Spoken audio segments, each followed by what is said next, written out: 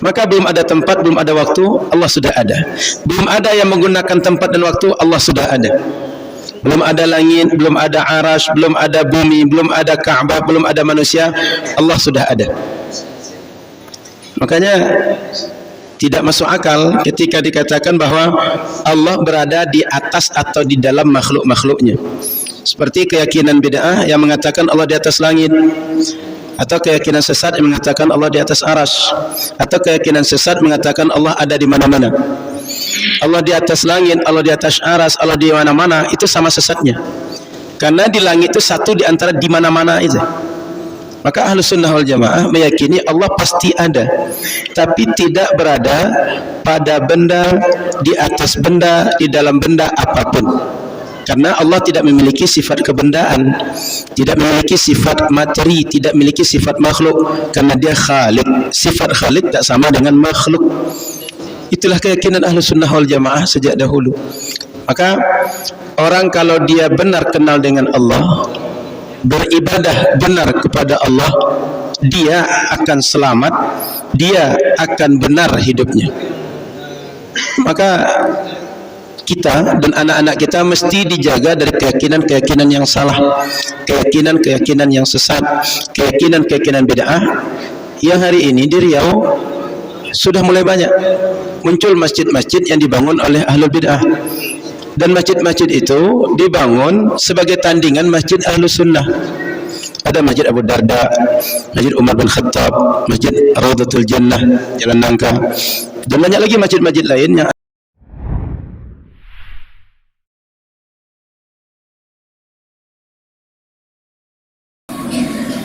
siapakah manusia yang pertama kali menolak bahwa Allah berada di atas?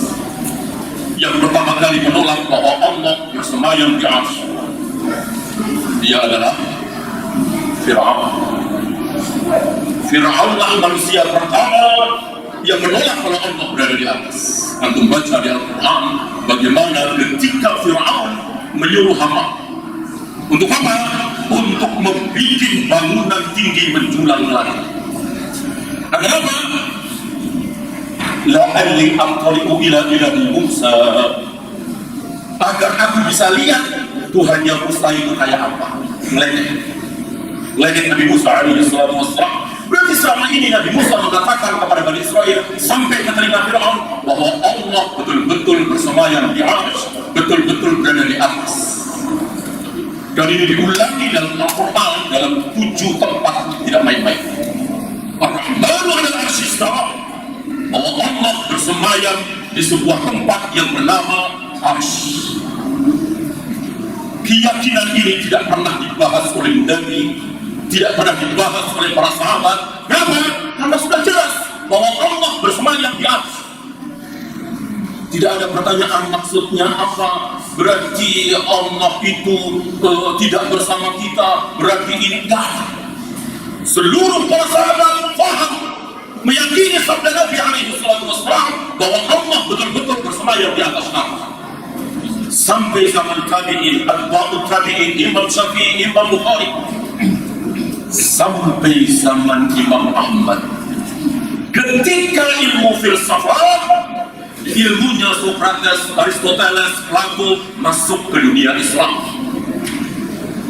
Yang awalnya kaum muslimin mengenal Allah hanya lewat 2 sunnah. Qala Allah wa qala Rasul. Qala Allah wa qala Rasul. Apa kata Allah? Apa kata Rasulullah? Itu yang dipegangi oleh kaum muslimin. Gak ada review, gak ada akal, gak ada nurani. Yang dipakai adalah qala Allah wa qala Rasul. Apa kata Allah? Apa kata Rasulullah? Apa Al-Quran? Apa kata hadis? Diyakini, sami'na wa ata'na.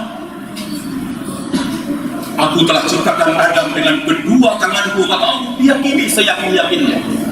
Aku akan menggulung langit dengan tangan kanan. Wassamawati matwiyatun biyamini. Diyakini dengan seyakin-yakinnya. Tidak dibahas, cukup diimani. Datanglah ilmunya orang-orang kafir tadi, Socrates, Aristoteles dan seterusnya, meracuni pikiran kaum muslimin. Kenapa? Karena mereka tidak punya wahyu. Mereka ingin tahu siapa Tuhan, tapi tidak punya wahyu. Maka mereka berpikir Tuhan itu kayak apa ya? Tuhan itu kayak apa ya? Akhirnya mereka mengeluarkan satu kesimpulan, Tuhan tidak di atas, Tuhan tidak di bawah, Tuhan tidak di kiri, Tuhan tidak di kanan, sebab Tuhan tidak ada zatnya, Tuhan boleh berdasarkan akal mereka. Beda dengan Rasul dan para sahabat. Rasul dan para sahabat memposisikan diri tidak tahu apa-apa tentang Allah karena Allah baik. Datang keterangan dari Allah, Ar-Rahmanu 'alal 'arsy istawa. Aku bersemayam di atas arsy. Rasul dan para sahabat mengatakan, sami'na wa ata'na. Kami percaya. Terserah Allah mau bersemayam di mana. Dan tidak boleh kita mengatakan kalau begitu Allah butuh arsy. Bukankah Allah nggak butuh apa-apa? Apakah ketika Allah bersemayam di atas arsy kemudian disimpulkan Allah butuh arsy? Tidak. Arsy yang butuh Allah. Allah tidak butuh arsy. Tapi kenapa Allah bersemayam di atas arsy? Terserah Allah. Kenapa kita ikut campur? Karena Allah yang mengatakan dalam 7 ayat. Kenapa kita ragu? Beginilah para ulama, beginilah Imam Syafi'i, beginilah Imam Bukhari. Beda dengan kaum Mu'tazilah, Jahmiyah, Jabariyah, Asy'ariyah, Maturidiyah. Mereka terkena subhatnya orang falsafah. Maka mereka ketika mendengar ayat, mendengar hadis kok tidak sesuai dengan ra'yu mereka, nurani mereka, logika mereka, lalu ditimbang-timbang, lalu dipikir-pikir, lalu dengan beraninya mengatakan Allah tidak berada di mana-mana. Atau Allah ada di mana-mana? Allahu fi kulli makan. Allah ada di sini, Allah ada di situ. Sebuah penghinaan besar mengatakan Allah ada di mana-mana. Berarti di tempat pelacuran ada Allah di situ. Di God ada Allah di situ. Di Jamban ada Allah di situ. Ini penghinaan besar. Allah berada di sebuah tempat yang termulia, tertinggi, terbesar, arsy. Antum tahu dengan rinci Allah lewat lisan Nabi menerangkan apa itu arsy. Diawali dari bumi, di atasnya ada langit pertama, kemudian langit kedua, ketiga, keempat, kelima, keenam, ketujuh. Di atas langit ketujuh ada apa? Ada kursi Allah. Apa kita lupa dengan ayat kursi? Wasi'a kursiyuhus samawati wal ardh. Kursi Allah meliputi seluruh langit dan bumi. Ada apa di atas kursi? Ada arsy Allah. Ada apa di atas arsy Allah? Disitulah Allah berada. Ada apa di atas Allah? Tidak ada apa-apa. Laisa fawqahu syai', tidak ada apapun di atas Allah. Itu makna bahwa Allah al-Qadir. Keterangan dari siapa ini? Dari Nabi SAW. Bahkan beliau membuat perbandingan langit yang 7 berikut bumi. Apabila dibandingkan dengan kursi Allah, maka langit yang 7 seperti apa? Seperti cincin yang berada di tengah-tengah padang pasir yang sangat luas. Betapa kecilnya lihat langit yang 7 berikut bumi bila dibandingkan dengan kursi Allah. Nah sekarang, seperti apa kursi Allah apabila dibanding dengan arsy Allah? Seperti cincin yang berada di atas padang pasir yang sangat luas. Kursi Allah itu seperti cincin, arsy Allah itu seperti padang pasir yang sangat luas. Kita tidak bisa bayangkan betapa besarnya arsy Allah, lebih tidak bisa kita bayangkan lagi betapa besarnya Allah, betapa tingginya Allah. Aqulu qawli hadza astaghfirullah li wa lakum.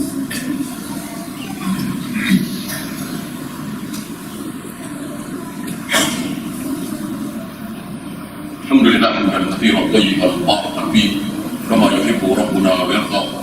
Asyhadu an la ilaha illallah wahdahu la syarika lahu wa asyhadu anna Muhammadan abduhu wa rasuluhu wa ba'd. Ayyuhal sebuah kisah menarik dibawakan oleh Imam Bukhari, Muslim, Abu Dawud dan lain-lain. Rasul marah mendengar Muawiyah bin Hakam As-Sulami menampar seorang budaknya, budak perempuan, gara-gara si budak ini menghilangkan seekor kambing. Kejadian ini sampai ke telinga Nabi SAW dan Nabi marah. Nabi marah. Muawiyah ketakutan, bukan Muawiyah bin Abi Sufyan, Muawiyah bin Hakam As-Sulami. Lalu Muawiyah mengatakan, ya Rasul, aku menyesal. Untuk menebus kesalahanku, apakah aku harus merdekakan budakku? Kalau aku harus merdekakan budakku, aku siap. Kan budakan harta yang sangat luar biasa. Kata Nabi, bawa kemari budakku. Bawa kemari. Nah, setelah Rasul berhadapan dengan si budak ini, Rasul bertanya, hal ta'lamina man ana? Tahukah engkau siapa aku? Si budak menjawab, engkau Rasulullah itu salah Allah. Nabi bertanya lagi pada si budak ini, Aina Allah, tahukah engkau di mana Allah berada? Si budak ini menjawab sambil menunjuk ke arah atas, fis sama, di atas langit. Tentu yang dimaksud bersemayam di atas langit. Apa kata Nabi demi mendengar jawaban si budak? Iqtiha fa innaha mu'minah. Merdekakan budakmu wahai Muawiyah, budakmu beriman. Budakmu beriman.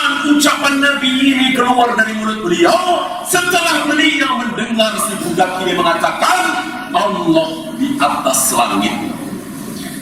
Antum yang belajar usul fikih, antum akan tahu ini mafhum apa? Mafhum muwafaqah apa mafhum mukhalafah? Tentu mafhum mukhalafah. Artinya apa? Kalau budak ini mengatakan, ya Rasul, Allah tidak di atas langit, tapi Allah ada di mana-mana, ada di hati saya, apakah Nabi akan mengatakan budak ini beriman? Jawabnya, tidak. Ini mafhum mukhalafah namanya. Nabi mengatakan budak ini beriman karena apa? Karena budak ini meyakini bahwa Allah di atas langit. Berarti orang yang tidak meyakini Allah di atas langit tidak bisa dikatakan beriman. Ini mafhum mukhalafah. Dan sekali lagi, tidak ada kaum muslimin yang mengatakan Allah ada di mana-mana, tidak ada, kecuali setelah datangnya ilmu filsafat dari Islam. Dan Imam Syafi'i mengatakan ini musibah besar. Ketika ilmu filsafat masuk ke dunia Islam, ini musibah yang sangat besar di zaman Khalifah Al-Mahmud, seorang khalifah yang sangat cinta kepada ilmu, tapi terkena syubhat ilmu kalam. Maka wajib kita kembali kepada pemahaman Rasul dan para sahabat, meyakini Al-Quran apa adanya, meyakini hadis apa adanya, bahwa Allah bersemayam di arsy. Allahumma salli ala Muhammad wa ala ali Muhammad kama sallaita ala Ibrahim wa ala ali Ibrahim innaka Hamidum Majid. Allahumma ighfir lil muslimina wal muslimat wal mu'minina wal mu'minat al-ahya'i minhum wal amwat. Rabbana la tuzigh qulubana ba'da idh hadaytana wa hab lana min ladunka rahmah innaka antal wahhab. Rabbana atina fid dunya hasanah wa fil akhirati hasanah wa qina. Assalamualaikum warahmatullahi wabarakatuh. Sampai jumpa kembali di World Islam Channel.